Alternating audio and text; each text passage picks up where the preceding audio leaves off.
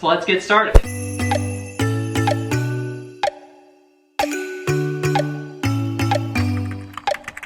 Hello everybody, welcome back to another vlog, I thought you were gonna say video blog. We have some questions you guys asked us. On Instagram. On the gram. And listen here, don't you be judging me. I'm already judging you. Also, we don't have our baby monitor. I'll go get it. Alright. Tell them what we're doing. We're doing a Q&A, as you probably can tell from the title. It's gonna be pretty awesome. If you guys have any more questions after you're done watching this video, please let us know down in the comments and we will answer those in a upcoming video. Ooh, she's back. Okay, so let's start with a fun one. Ooh, alright, let's go for it. Do you guys love roller coasters? We both like roller coasters once we're on the roller coaster. Yes, but you have to convince us to get on the roller coaster. So like if we both went to an amusement park, just us, we would need somebody. One of us would really have to be hype about doing scary rides. If you had to eat one food for the rest of your life, what would it be? Only one? Just one food? Okay, if health wasn't like an issue at all, I would probably say pizza. Pizza. Because there's so many different kinds of pizza. Like you can do like just a regular normal pizza, but you can also do like a dessert pizza. But if we're talking about being healthy and stuff, probably a salad. Because there's different varieties of salad that you can get. Why are you being healthy? This is like, you could just eat whatever you wanted. Right. Calories don't count in this world. Okay, well then pizza all the way, 100%. Also, that's a great idea and I'm totally gonna steal it because that's true. If you just say pizza, that's so general, that you could just have like taco pizza, you could have any kind of pizza. Dessert pizza too. Dessert pizza. That's totally true. Technically you could eat a pie because pizza pie, right? I don't know. So that's our loophole. Loopholes. Pizza. Do you prefer watermelon or cherries? Oh, 100% watermelon. Watermelon. All the way. But I just tried cherries for the first time, like actual cherries. So like I've had like cherry flavored things. I've had maraschino cherries. Yeah, maraschino cherries, and I hated them. I don't like cherry flavored things, but actual cherries are like, they slap. They're delicious. I told him, I said, you don't like cherry flavored things, but you need to try real cherries. Yeah. And then he was like, oh, these are amazing. And I was like, well, too bad they're too expensive. I said it just like this. And she said that too. None of that happened. Yeah. What does your dream house look like? Oh man, dream house. Clean. Yeah, clean. A man cave. I want a man cave. I said just clean. My dream house is just it's just clean. It doesn't matter how big or whatever it is. I want like a nicely put together like backyard, but I don't want to put it together. Like I want to hire somebody to do that for me. So your dream house just is other people doing things for you. Yeah, pretty much. Yeah.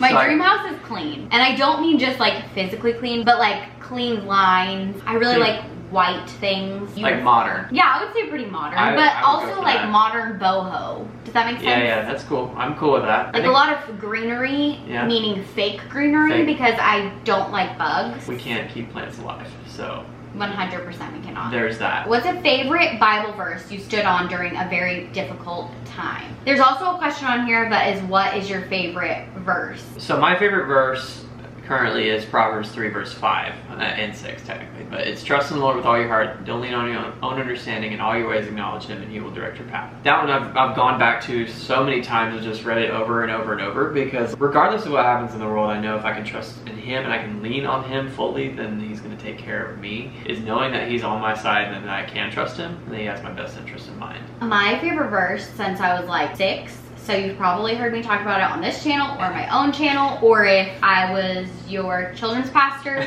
all of the things. 2 Timothy 1:7, for God has not given us a spirit of fear, but of power and love and a sound mind. And I dealt with a lot of fear growing up, a lot of anxiety as an adult, especially after having Jensen. So I would say that that is something that I always go back to. And I remember when I was little, my parents printed it out and it was beside my bed so that I could just say it over and over and over again. I'm trying to think of a verse that has gotten us through the more recent hard times that we've been through. And I can't necessarily think of one, I just think of songs that we listened to. Yeah, there was one in particular, Brian and Katie Torwalt. We have listened to several of their songs. that have been comforting to us. This doesn't really go with the question, but this is a freebie. This is a little. Cool. We love the song Prophesy Your Promise. That's the one. And Praise Before My Breakthrough. Yeah, Praise Before My Breakthrough. Yeah. Those both have gotten us through the last like few years of hard things. Going through miscarriages, and that really helped us, get through those times. Okay, how old were you both when you were saved or fully committed to him being God? So I can remember like 6 or 7 praying the prayer to be saved, but it wasn't really until I was like probably about 12 or 13 that I really started getting serious with the Lord. I was struggling really, really bad with something, and it was a really big stronghold in my life, and it's something that I've still had to battle to this day. Going through that, it was really rough, but the Lord was with me through it all.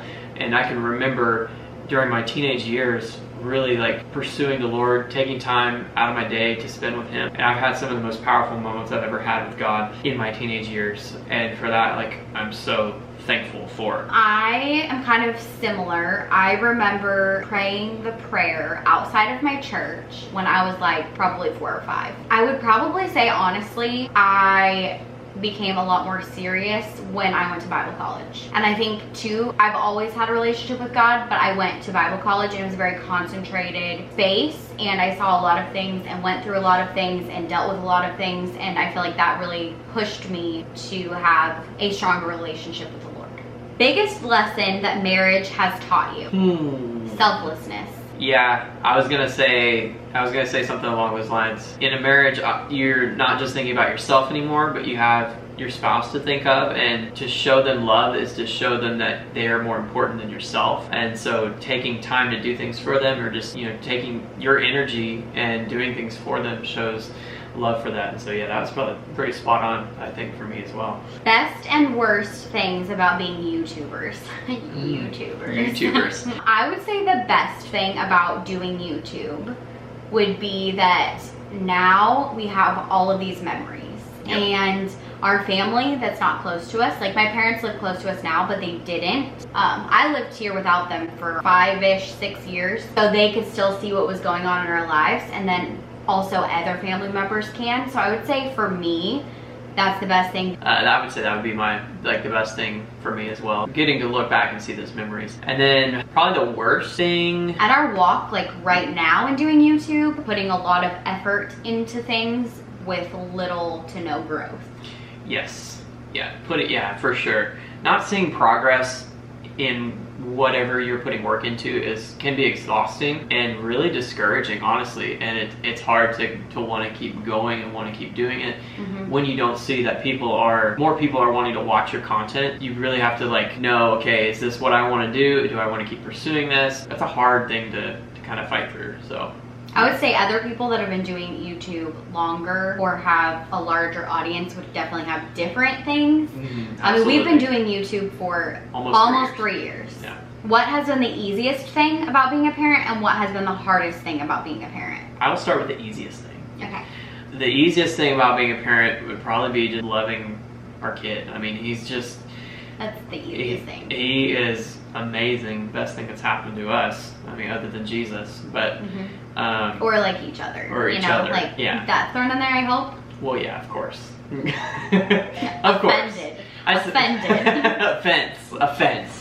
Okay, so the hardest thing about being a parent, I would say at this point right now, is discipline. Finding something that we both feel comfortable with for discipline, taking things away, or being like, no, we're not doing that right now. I just naturally want to be very stern and be very upfront with him. Which there is a time and a place for that. Absolutely, yeah. And he's still very little and learning. Yes, he is. And I've got to realize that in my parenting, and that's a hard thing.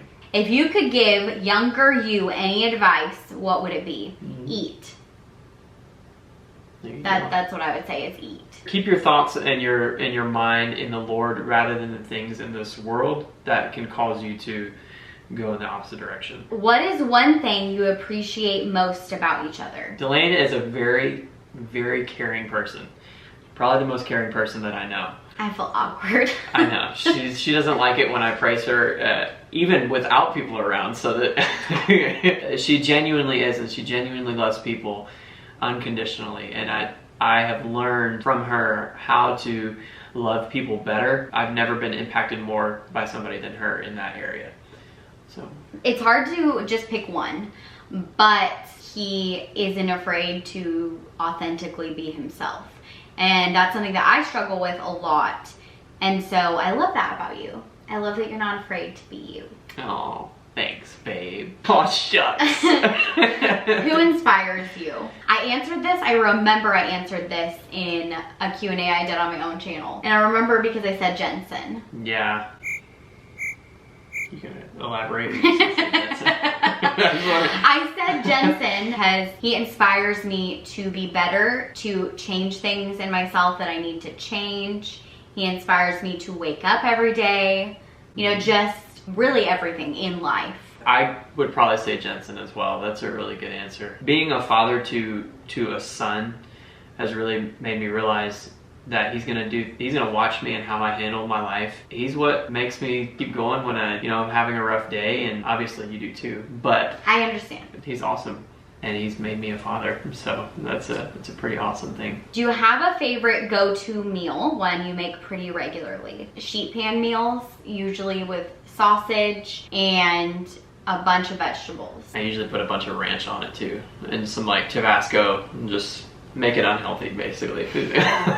What is your favorite date night place to go? We go to Target pretty regularly, so. Oh, that's not what I thought you were gonna say. But, I thought you were gonna say Roadhouse. Oh, Roadhouse? Yeah, okay, that kind of date night, then yes, Roadhouse. I guess sure. But like a date night place. So my favorite restaurant is for. Don't act like you don't shorten words. Not only short words, but I don't like that one. You don't like Straunt? That's so much fun. Straunt.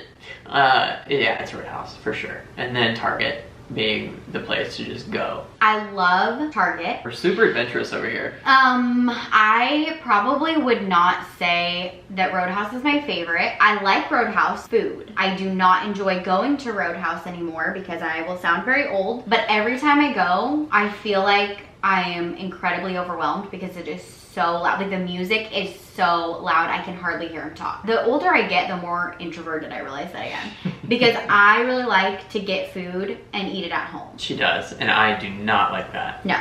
I like to eat it at the Straunt. Okay. Next question. Do you have a favorite YouTube channel? If so, who, what is it? Oh, I have lots of favorite YouTube channels. If we're talking like vlogging channels. Do you mean me? Yeah, you're my favorite YouTube channel. Rude. No, I love you, but your content is just, it's not like what I'm into.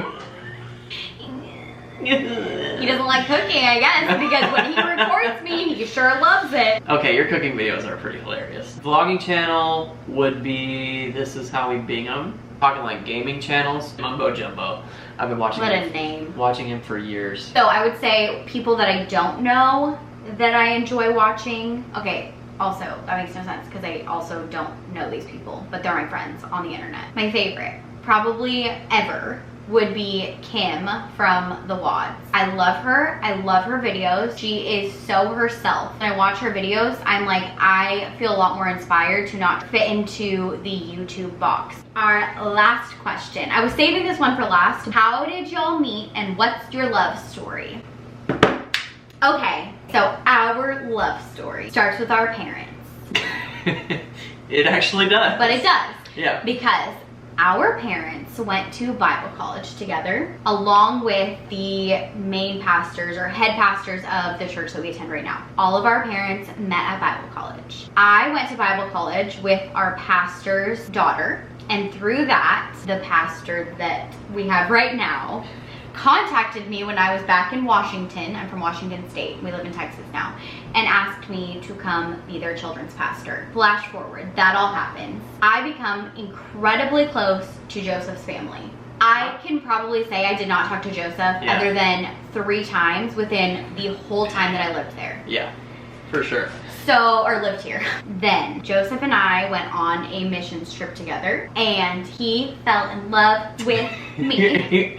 I did. It's funny because you gave me dating advice on that trip. I did, on that trip. Yeah. He was going to be leaving to go to Bible college. And I remember being like, okay, don't be that creepo at Bible college who was like, ring by spring, honey.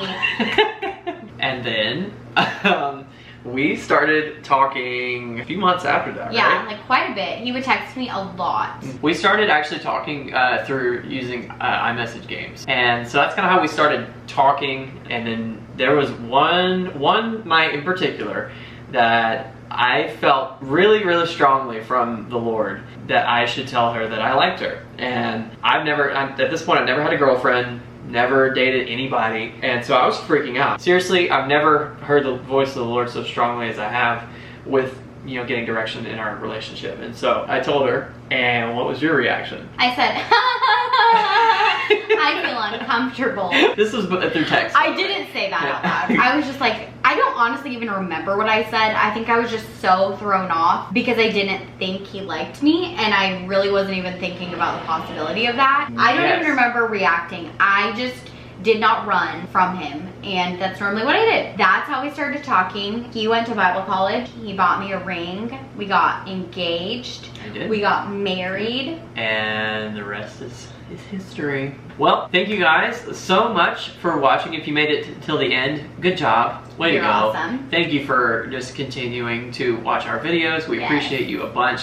If you haven't already, go ahead and hit the subscribe button and the notification bell so you can be notified of whenever we upload our next video. Thanks again for watching, and we'll see you guys in the next vlog. Bye. Bye.